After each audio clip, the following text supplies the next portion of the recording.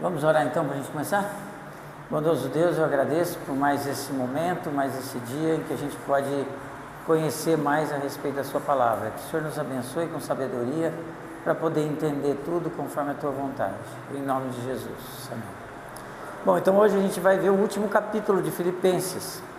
E aqui só pedindo para vocês para não tirar de mente o que era o contexto que eles estavam vivendo.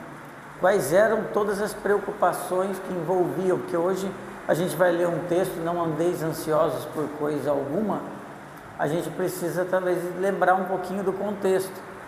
Eles tinham um sofrimento muito grande por conta da perseguição que eles sofriam do Império Romano, do imperador. Eles tinham problemas, preocupações com a prisão de Paulo. Paulo estava preso. Não se sabe com certeza se Paulo estava preso em Roma ou em Éfeso, acredita-se que ele estava em Roma. Eles tinham uma preocupação porque eles tinham mandado um donativo para Paulo através de Epafrodito e souberam que Epafrodito ficou doente, quase morreu, então eles tinham essa preocupação. Tinha problema financeiro, mas tinha um outro detalhe, que eram problemas internos na igreja, problemas de desunião, que a gente vai ver hoje um ponto que trata sobre isso. E além de tudo, tinha, como sempre teve ao longo da história da igreja, falsos ensinos rondando tudo aquilo. A melhor oportunidade que tem para falsos ensinos entrarem na igreja são talvez momentos de dificuldade. Você está passando por um momento de dificuldade, alguém chega para você ainda mais usando a própria Bíblia, com ensinos que vão fora da Bíblia, a gente às vezes envereda por isso. E por isso que o que Paulo trabalha o tempo todo é trabalhar a questão da fidelidade, que ele vai dizer no começo que Deus é fiel. Então está dizendo, vocês também deveriam ser fiéis, assim como eu sou fiel, assim como Timóteo é fiel, assim como Epafrodito é fiel. Esse é o escopo que tem na carta. Então no capítulo 1 a gente viu a fidelidade de Deus, no capítulo 2 exemplos de fidelidade, no capítulo 3 fontes da fidelidade, e hoje a gente vai ver o capítulo 4 com exortações a ser fiel. Tá? No capítulo 3, a gente viu que ele terminou com 2 apelos de Paulo para que eles permanecessem firmes na unidade. Tá? E, na verdade, ele não começou isso no capítulo 3. Se você voltar agora e for lá para o capítulo 1 de Filipenses, versículo 27, você vai ver ele já apelando para a firmeza deles e permanecerem fiéis. Olha, vivei acima de tudo por modo digno do Evangelho de Cristo, para que, ou eu indo ver-vos, ou estando ausente, ouça no tocante a vós outros que estáis firmes em um só espírito, com uma só alma, lutando pela fé evangélica. O que ele diz aqui? Você imagina, quem permanece do mesmo jeito na presença ou na ausência é porque é uma pessoa fiel. Aquele que só é fiel quando o filho que só obedece quando a gente está em casa, né? Na verdade não obedece, tem medo. Então aqui ele está apelando para a fidelidade, mas ele diz um só espírito, numa só alma. Então ele está apelando para eles, para a unidade. Se você vai um pouquinho mais para frente, para o 2,18, você vai ver de novo Paulo falar sobre isso. Ele escreve assim, ó: assim também vós, pela mesma razão, alegrai-vos e congratulai-vos comigo. Está junto com ele nisso tudo, unido com ele também. Então ele vai tratar aqui vai fechar o capítulo falando sobre fidelidade. Então vamos ler o capítulo 4 a partir do versículo 1. Probleminha técnico. Capítulo 4 do 1 ao 3 nós vamos ler agora. Portanto, meus irmãos, a quem eu amo e de quem tenho saudade, vocês que são a minha alegria, minha coroa, permaneçam assim, firmes no Senhor, ó amados. O que eu rogo a Evódia e também a Sintique é que vivam em harmonia no Senhor. Sim, e peço a você, leal companheiro de jugo, que as ajude, pois lutaram ao meu lado na causa do Evangelho com Clemente e meus demais cooperadores.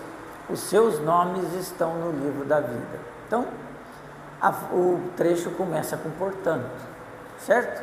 Se começa com portanto, ele está falando de algo que veio antes. O que ele fez antes? Ele terminou o capítulo 3 num apelo para firmeza e unidade. Bom dia. Quando ele faz um apelo à firmeza e à unidade, ele logo em seguida ele começa com portanto, assim, depois desse apelo.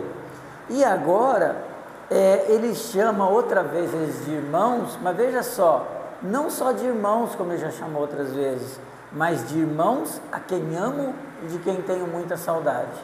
Então, isso faz com que a gente interprete a carta aos Filipenses como uma carta de exortação e exortação amiga, um amigo exortando alguém a permanecer firme e unido. E aí ele usa a expressão alegria e minha coroa.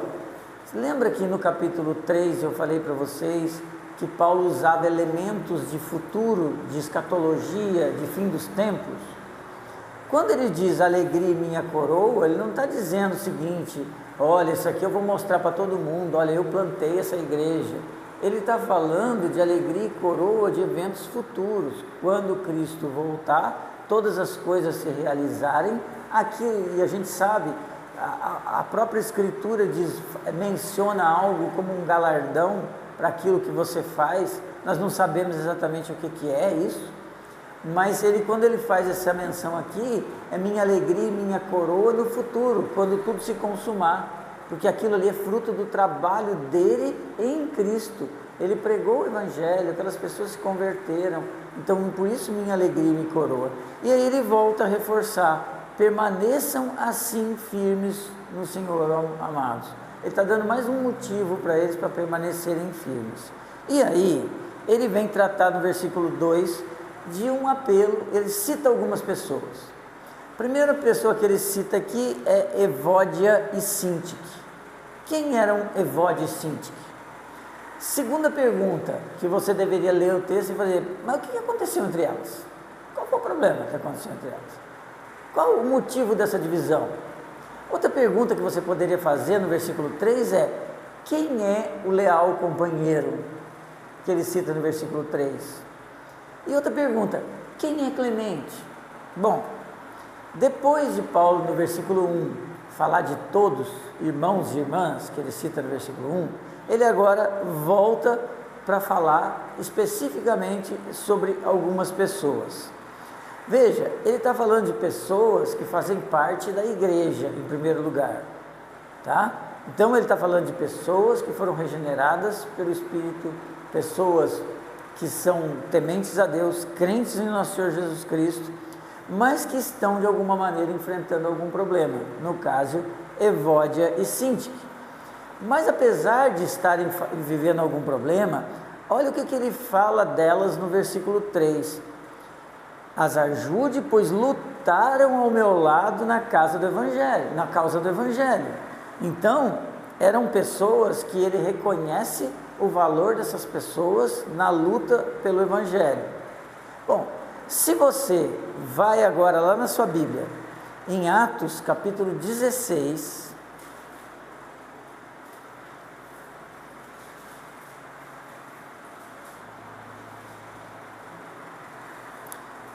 se você ler do versículo 13 ao versículo 15, você não vai ver falando de Evódia e Sintique, tá? Mas você vai ver falando de outra mulher, Lídia. Então diz o seguinte: no sábado, veja, sábado era um dia importante para o judeu ou era um dia importante para o grego? O que vocês acham? Judeu. Quem guardava o sábado? Judeu. Então, essas pessoas aqui, embora elas não tenham nomes judeus, eram pessoas que tinham alguma ligação com o judaísmo, porque no sábado elas saímos no sábado para a cidade, onde nos pareceu haver um lugar de oração, assentando-nos, falamos às mulheres que ali tinham concorrido, tá? Certa mulher chamada Lídia, da cidade de Tiatira, vendedora de púrpura, temente a Deus, Então essa mulher aqui não era uma grega qualquer, era uma mulher temente a Deus, nos escutava. O Senhor lhe abriu o coração para entender as coisas que Paulo dizia. Depois de ser batizada, ela e toda a sua casa nos rogou dizendo: se julgais que eu sou fiel ao Senhor, entrai na minha casa e aí ficai. E nos constrangeu a isso. Por que isso é importante? Porque embora a gente não saiba quem eram Evódia e Sintique, o único lugar que elas aparecem na Bíblia é aqui. E se vocês lembrarem da primeira aula que eu falei para vocês sobre a cultura macedônica, nós estamos aqui falando de uma região chamada Macedônia, Grécia. Nessa cultura, as mulheres tinham, muitas delas, papéis de liderança. Era comum terem mulheres em papéis de liderança, por várias razões. Entre elas, porque muitos homens iam para a guerra e quem ficava eram as mulheres. Então, elas tinham isso. Você vê que Lídia era uma comerciante de púrpura, então era uma mulher que tinha negócios. E ela convida que eles ficassem na casa dela. O fato dela receber pessoas em sua casa mostra que ela tinha um papel de liderança na sua casa. Ela era quem liderava a casa. E dentro do costume da época, quando ela hospeda pessoas na sua casa, e ali provavelmente nasceu uma igreja, ela assumiu o papel de liderança daquela igreja. Não confunda isso com o papel de pastor. Ela assumiu um papel de liderança, tá? Então, o que se acredita é que talvez Evódia e Sintique fossem duas mulheres, assim como Lídia, que tinham de alguma forma assumido um papel de liderança na igreja que nasceu em Filipos, tá? Por que elas brigaram? Por que nem brigaram? Por que havia uma discórdia entre elas? Não se sabe também, mas acredita-se, por coisas do próprio texto, que não era picuinha de pessoas, tipo, você jogou água no meu quintal, eu fiquei de mal com você não me cumprimentou hoje, nada disso que é comum na sociedade até de hoje. O que se acredita é que havia, dentre elas, uma divisão entre a maneira de enxergar a condução da igreja, a condução do evangelho ali. Talvez alguma coisa ligada ao que Paulo tratou no capítulo 3, já preparando essas pessoas com relação àqueles ensinos judaicos. Talvez existisse entre elas alguma diferença nisso, e por isso a discórdia. O que Paulo está apelando é que, na verdade, elas voltem a caminhar unidas, como ele fez desde o capítulo 1. O nome Evódia significa sucesso. Se você quer botar um nome, viu, Márcio? Se quiser botar um nome da sua filha, de um nome, sucesso Evódia. E o nome Sintique, que significa afortunada. Esse é o significado. Num tempo em que a gente dava nomes, as pessoas davam nomes, fazendo como se fosse um voto, um desejo para que aquilo acontecesse, né? É muito, muito interessante. Mas o nome Afortunada, ela está ligada a um radical que está ligado com o nome da deusa da fortuna, tá? A deusa, então, com certeza, Sintique, ela era uma pessoa de origem pagã, ela se converteu ao cristianismo, tá? Então, havia, agora, quem é o tal leal companheiro?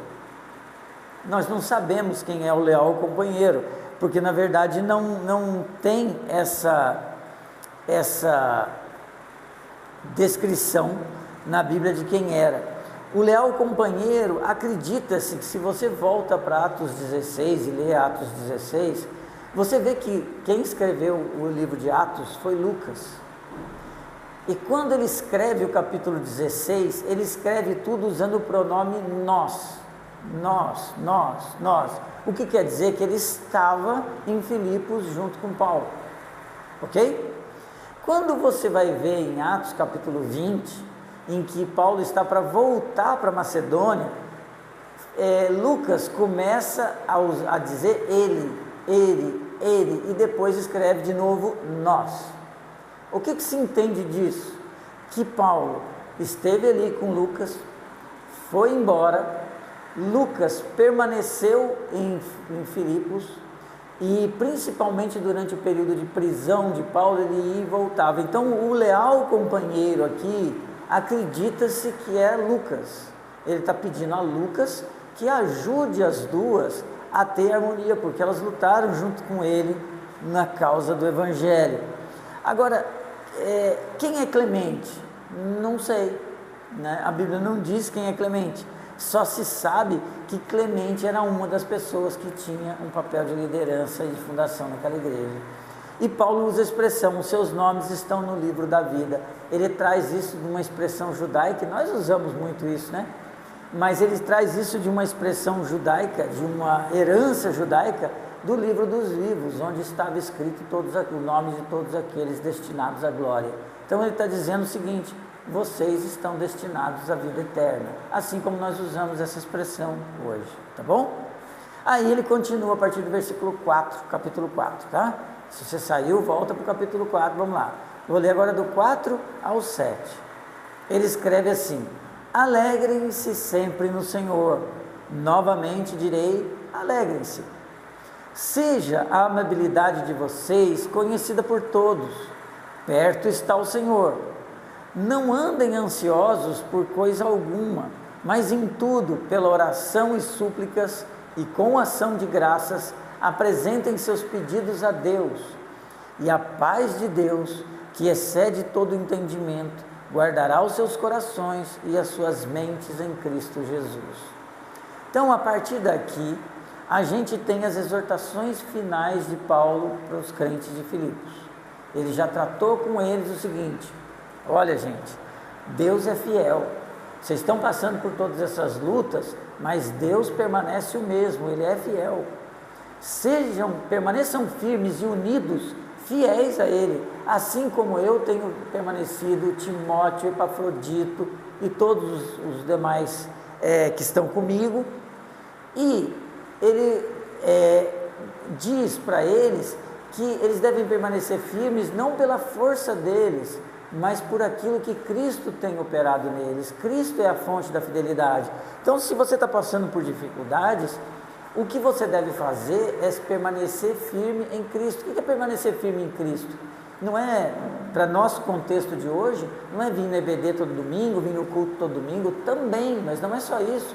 Permanecer firme é buscar conhecer mais, é ter uma vida devocional, é ter uma vida de leitura bíblica, é ter uma vida de serviço, buscar aquilo que Deus tem me chamado e buscar servir com alegria. Isso é permanecer firme. E quanto mais a gente busca conhecer Cristo dessa maneira, ter intimidade com Ele, mais Ele nos capacita a enfrentar as dificuldades, as lutas, as provações e as tentações dessa vida. E aí, ele, depois de ter dito tudo isso, ele vai dizer para eles essas exortações finais. E aí ele começa dizendo para eles o seguinte, são dois blocos de exortação. O primeiro bloco é esse que eu li aqui. O segundo bloco é de 8 a 9. Você pode ver que o versículo 8 começa com a palavra finalmente. Então, são dois blocos. Esse primeiro bloco é entendido como o bloco da piedade cristã. O que é piedade cristã? É o momento de devoção, tanto comunitária quanto individual. É um momento de adoração a Deus, é um momento de todo esse tipo de devoção. E o segundo bloco, versículo 8, versículo 9, ele trata de ética cristã, ou seja, a maneira como eu penso e a maneira como eu ajo. É o que ele vai tratar no versículo 8, versículo 9. Você pode perceber outra semelhança. Os dois blocos são terminados no versículo 7 e no versículo 9 com a paz de Deus, ou o Deus da paz. Você vê que no versículo 7 a paz de Deus, no versículo 9 o Deus da paz. Então a paz está presente nos dois blocos. O versículo 4 ele diz então: alegre-se sempre do Senhor, novamente direi, alegre-se. O que é essa alegria? É uma alegria irrestrita que deveria ser a marca de todo cristão. Sabe aquela marca do cristão carrancudo, mal-humorado, que parece que vive sofrendo, dizendo que não é nada, que é isso? Essa não é a marca do cristão. A marca do cristão é ter uma alegria em si mesmo que não tem a ver com a circunstância. Todos nós temos circunstâncias difíceis. Eu, por exemplo, não sei o que vocês passaram ontem. Pode ser que ontem você tenha tido um dia difícil, tenha tido uma noite ruim, tenha tido dor, né, como o Luiz está tendo dor, tenha tido, de repente, alguém te falou, te fez alguma coisa que não te deixou muito bem. Isso acontece, mas a alegria que Paulo está tratando aqui é independente disso. É a alegria de saber quem Jesus é, saber o que Ele fez em mim, o que Ele operou em mim, o que Ele fará em mim, o que Ele tem feito nas outras pessoas. É a motivação para todas as coisas, é o permanecer fiel. E a base dessa alegria, ela não vem dizer, por que você está alegre? Porque eu sou crente. Não tem a ver com religião.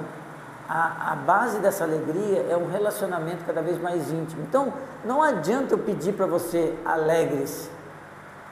Por isso que Paulo gastou 3 capítulos dizendo para eles para permanecerem fiéis, para buscar intimidade com Deus a respeito disso. Porque essa alegria não é uma coisa que eu decido, agora eu vou ser alegre. Não, essa alegria ela só nasce de um relacionamento mais profundo com Deus. Então não adianta eu dizer isso para vocês, sejam alegres. É mais fácil eu dizer, tornem-se alegres. Na medida em que você busca um relacionamento maior com Deus, Ele vai te tornando alegre, tá? E a alegria vai fazendo parte de vocês. E Paulo usa o imperativo aqui. Quando ele diz alegre, você está dando uma ordem. Eu disse para você que eu não posso dar uma ordem para você ser alegre, mas eu posso dar uma ordem para você baseada em Cristo. Busque intimidade com Deus e Ele fará alegre. É mais ou menos isso que eu poderia dizer para vocês. Essa palavra alegria, ou termos ligados à alegria, ela aparece 16 vezes na carta aos Filipenses. Não é à toa que algumas pessoas dizem que é a carta da alegria. Você pode dizer que é a carta da alegria, não tem problema, mas a alegria não é o ponto fundamental da carta. O ponto fundamental da carta, o assunto principal da carta é fidelidade. A alegria é uma consequência. E o que a gente tem a respeito disso é que Paulo está pedindo alegria para alguém que está vivendo um momento de sofrimento. Então, quando eu peço alegria no momento de sofrimento, eu estou, na verdade, dizendo que essa alegria, ela é consequência. Consequência do quê?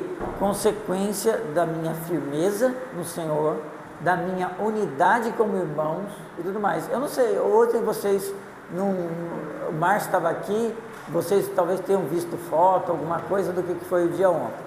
A gente estava ontem aqui na igreja e tinham aqui talvez uns 30 ou mais jovens, adolescentes aqui com a gente.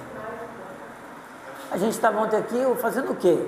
A gente estava comemorando o aniversário do Lucas e da Maria, filha da Magnólia. A gente estava jogando vôlei, a gente pôde cantar louvores a Deus, a gente pôde ler uma palavra. Eu pude, por exemplo, ver o irmão do Márcio, o Gabriel, que é um menino que há bem pouco tempo atrás, pouco mais de um ano atrás, estava longe do Evangelho. Foi um menino que foi criado na igreja, mas estava longe do Evangelho. E eu pude ontem, com uma alegria enorme, um coração quase explodindo, ver esse menino fazer um devocional durante um momento de vôlei. Então, independente do que eu pudesse estar passando naquele momento, a alegria estava exatamente em estar fazendo aquilo que Deus quer, tá? Então, a gente está unido, a gente está junto, é motivo de alegria. Mas, hoje está no louvor tocando, né? E Paulo ainda diz outra coisa, ele não diz para eles, o que ele diz no versículo 5? Ele fala, seja a amabilidade de vocês conhecida de todos. O que é amabilidade? Alguém tem alguma ideia? Na NVI é amabilidade, que talvez seja até mais, né? O que vocês entendem por amabilidade? O que é uma pessoa? De onde vem amabilidade?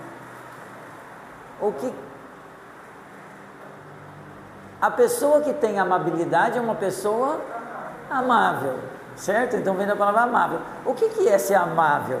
A minha versão está equidade também. São palavras que podem ser usadas. Você poderia também usar a palavra paciência aqui. Então, quando eu falo para você que é uma pessoa amável, eu não sei na cabeça de você, mas na minha cabeça vem uma pessoa gentil, certo?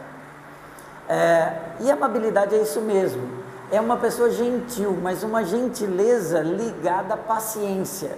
Por que Paulo usou essa palavra? Bom, se eu estou com alguém passando por uma dificuldade, uma das coisas que essa pessoa mais precisa é paciência.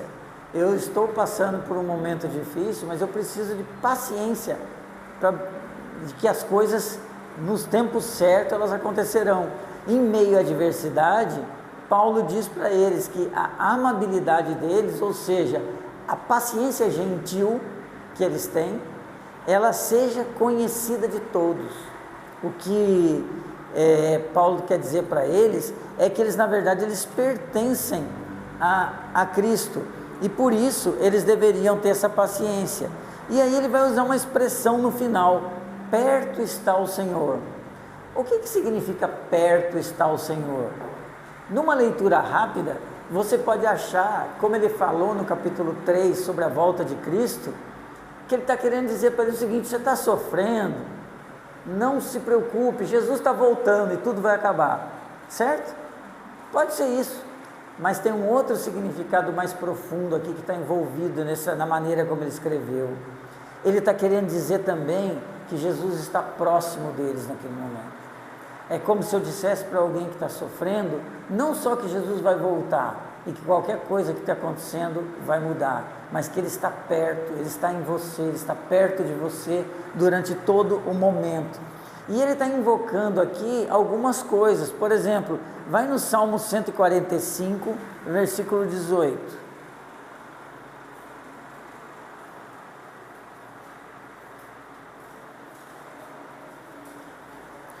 Salmo 145, versículo 18, na NVI está escrito assim: perto está o Senhor de todos os que o invocam, de todos que o invocam em verdade.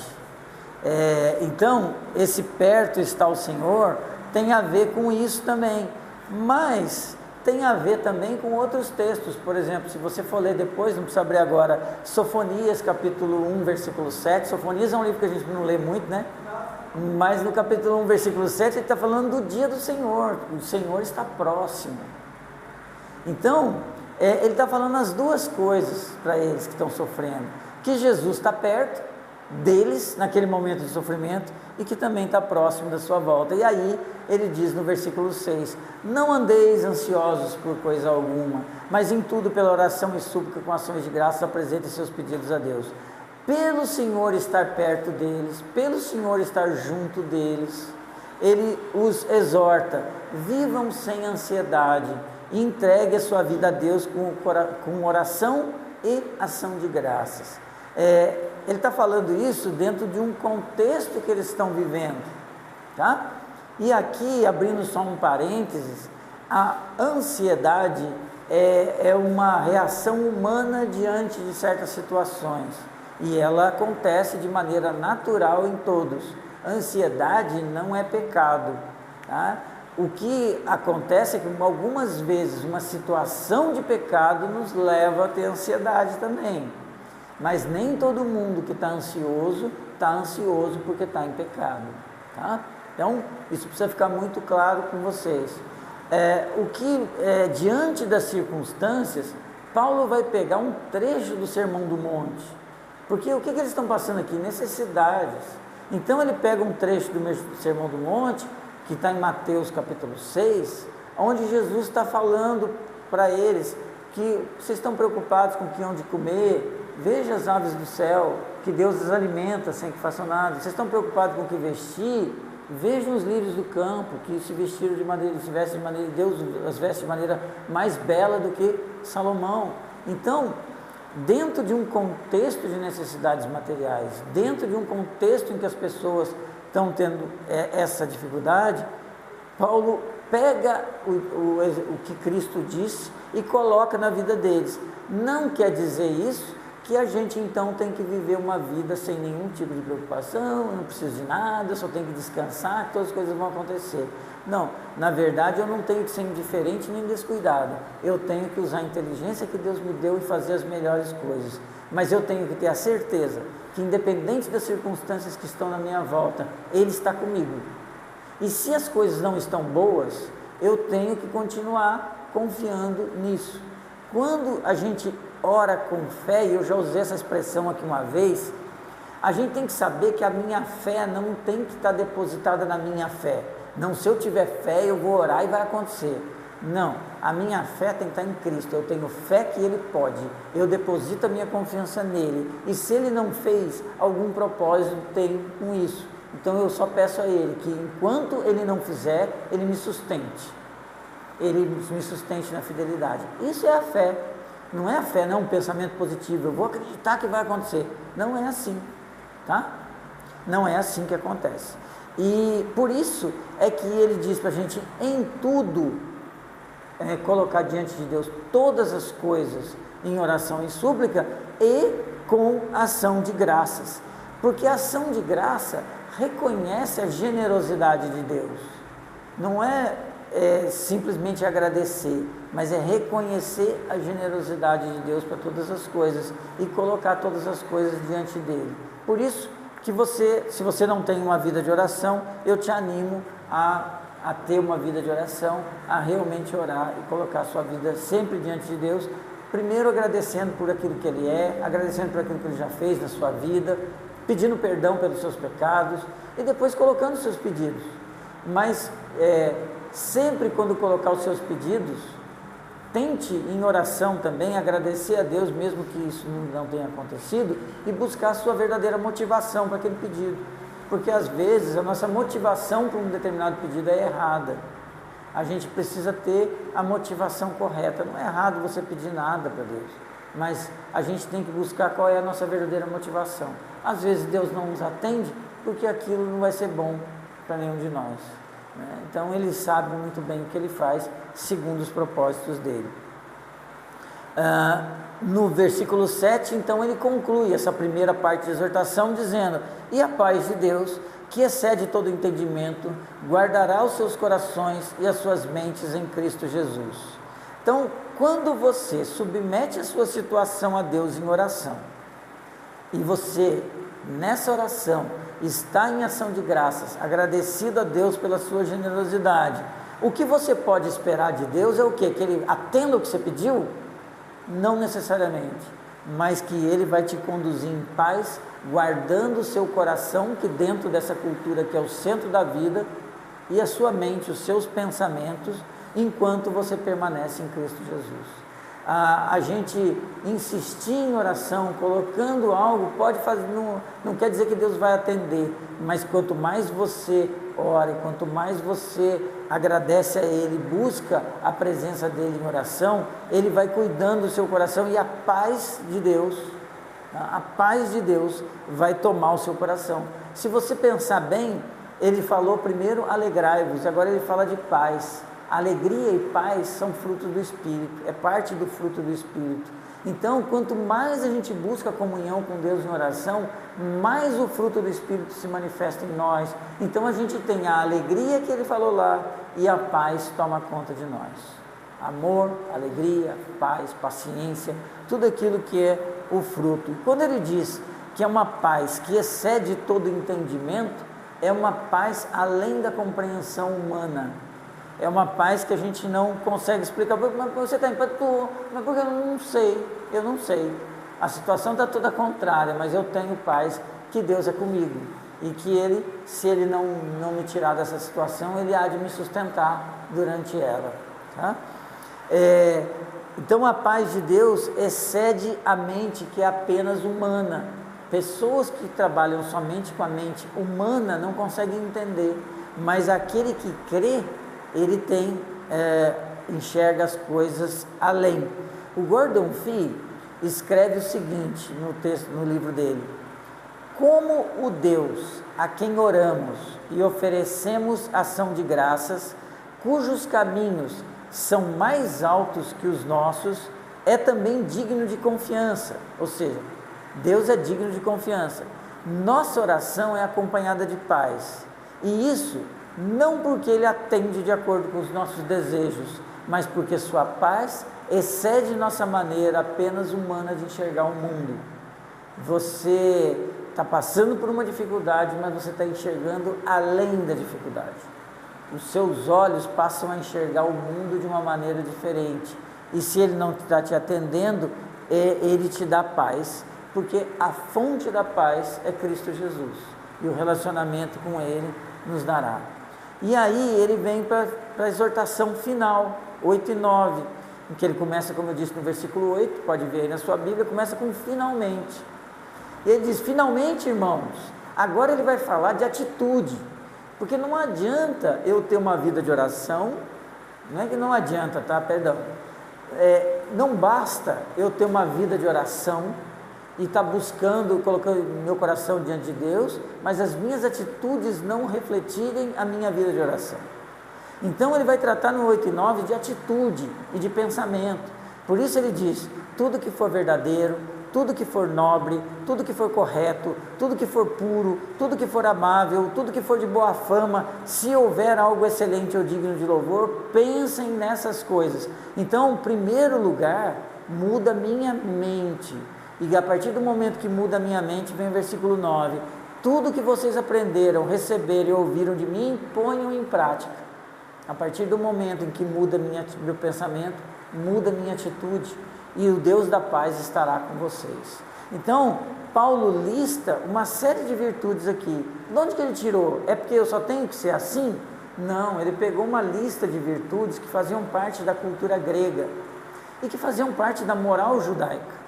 Eles tinham muito isso de moralidade também. Não pensa que é um povo depravado só, não. Tinha seus padrões de moralidade. E tinha os seus padrões de moralidade. Paulo toma esses padrões de moralidade e lista aqui. Quando ele diz tudo o que for verdadeiro, para Paulo, verdade, se você ler, por exemplo, Romanos capítulo 1, principalmente o versículo 18, versículo 25, você vai ver que para Paulo a verdade é baseada em Deus. Toda verdade é baseada em Deus. Então, quando ele diz tudo que for verdadeiro, ele está falando isso. Se você vai para um outro texto de Paulo, que é Gálatas, capítulo 2, você vai ver que a verdade para Paulo é o Evangelho de Cristo. Então, o que ele está dizendo aqui? Que tudo que for verdadeiro, ele está usando como base tudo aquilo que vem de Deus e tudo aquilo que é prescrito pelo Evangelho. Então, tudo que for verdadeiro, o oposto disso é mentiroso ou enganoso.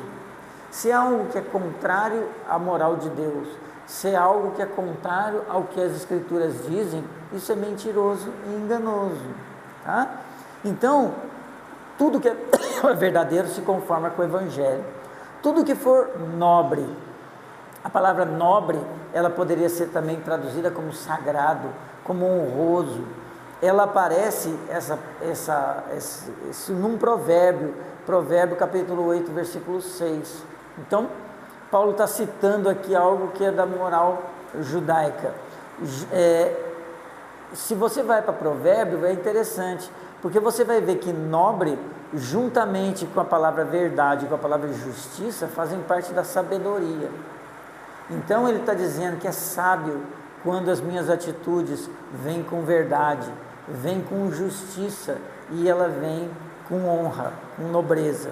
Tudo que for correto. O que é correto? Aquilo que é definido por Deus e pelo seu caráter.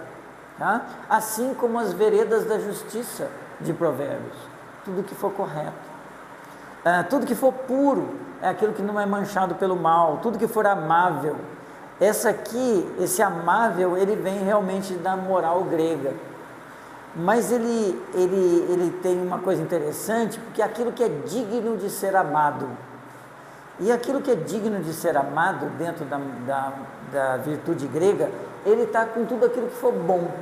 Isso então vai desde uma sinfonia de Beethoven até, por exemplo, uma atividade que a gente faça para poder fazer uma assistência social numa comunidade carente, qualquer coisa que seja boa, né? E que portanto seja amável, é isso, tá? Isso aqui não está restrito só a questões do Evangelho. De boa fama, uma conduta bem falada pelas pessoas. Será que as pessoas, quando olham para nós aí fora, que não serve a Cristo, diz, não, esse cara tem um bom testemunho, ele é correto, ele fala a verdade, ele paga suas contas, ele é uma pessoa que cumpre o que se compromete, de boa fama, tá? Então ele diz que tudo isso a gente deve pensar nelas e buscar essas coisas. E aí de novo Paulo vai retomar o padrão de imitação no versículo 9. Tudo que vocês aprenderam de quem? Dele e de todas as pessoas que ensinaram o Evangelho, receberam, ouviram e viram de mim. Então Paulo está dizendo aqui, não só o que eu falei, mas que vocês viram eu fazer, porque a falsa moralidade é quando a gente manda os outros fazerem aquilo que a gente não faz, né? Mas quando a gente manda aquilo que a gente vive, eu estou vivendo uma moralidade verdadeira. Por isso que ele fala, ouviram e viram. Então ele diz que o Deus da paz estará com vocês. A partir do versículo 10, ele vai agradecer pelo que eles fizeram, e já estou terminando aqui. Alegro-me grandemente no Senhor, porque finalmente vocês renovaram seu interesse por mim. De fato, já se interessavam, mas não tinham oportunidade para demonstrá-lo. Não estou dizendo isso porque esteja necessitado, pois aprendi a adaptar-me em toda e qualquer circunstância. Sei o que é passar necessidade, sei o que é ter fartura. Aprendi o segredo de viver contente em toda e qualquer situação. Seja bem alimentado, seja com fome, tendo muito ou passando necessidade. Tudo posso naquele que me fortalece. Então Paulo volta agora para o motivo da carta, que é um agradecimento. Ele já tinha agradecido antes, mas não de uma forma totalmente direta. E ele sabe que tanto a fartura quanto a falta tem a possibilidade de trazer momentos perigosos para a nossa vida, porque a gente acha que só vai desviar do Evangelho quem está tendo necessidade. Não, muitas pessoas desviam do Evangelho quando estão tendo fartura, quando tem saúde, quando tem dinheiro, quando tem prosperidade. Então a falta e a fartura são inimigos e colocam a gente em perigo. Por isso que ele diz que ele sabe o que é viver em toda e qualquer situação. Viver como? Permanecer firme, quer seja tendo, quer seja não tendo. E por isso que ele diz, tudo posso naquele que me fortalece. Tudo posso naquele que me fortalece não é uma, como dizem os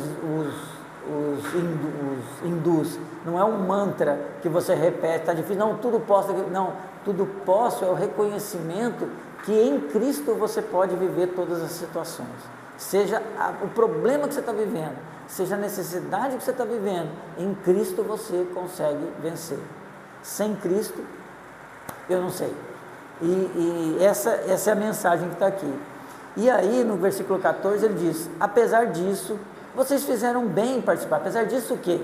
Apesar de eu ter sabido viver mesmo em dificuldade, apesar de eu saber viver com muito, com pouco, vocês fizeram bem de participar das minhas tribulações. Como vocês sabem, Filipenses, nos meus primeiros dias do Evangelho, quando parti da Macedônia, nenhuma igreja partilhou comigo no que se refere a dar e receber, exceto vocês. Veja que não é a primeira vez que eles mandam oferta para Paulo.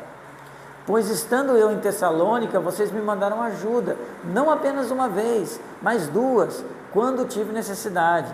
Não que eu esteja procurando ofertas, mas o que pode ser acreditado na conta de vocês.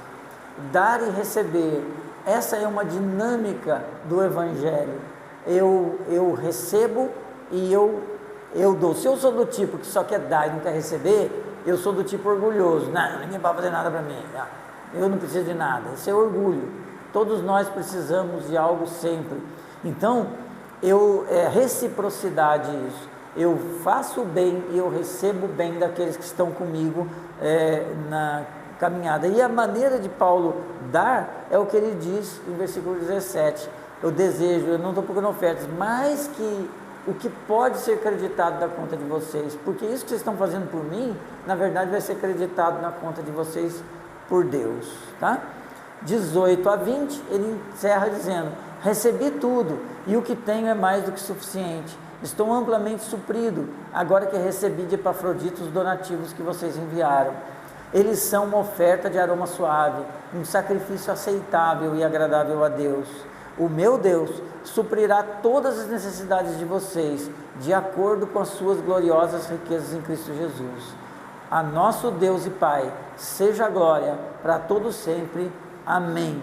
Então a oferta deles, Paulo diz que é uma oferta a Deus, não é a Ele. E ele vai usar aqui várias metáforas, mas ele usa isso de uma forma de adoração.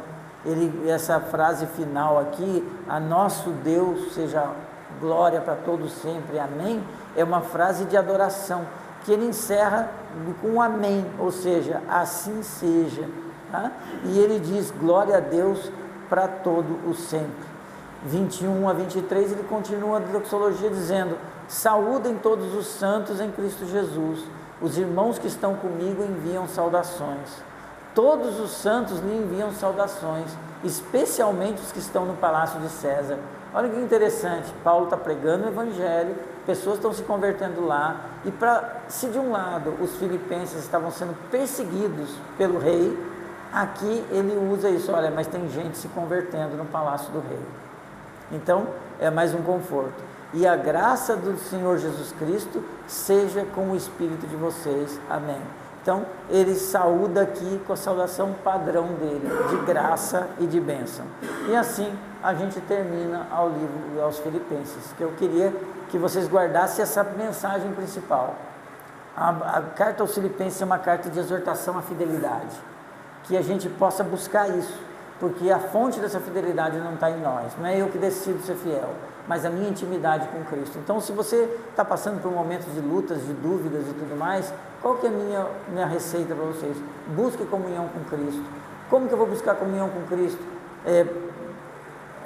Trazendo à minha memória o chamado que Ele teve para mim, porque Ele me chamou, buscar servir, participar como comunidade de todas as coisas que Ele tem me colocado, orar, ler as Escrituras e ser bênção na vida das outras pessoas. Saber que a missão principal que Ele tem para nós é a missão de propagar o Evangelho para todas as pessoas. Tá bom? Deixa eu desligar aqui. E aí, se alguém quiser perguntar alguma coisa.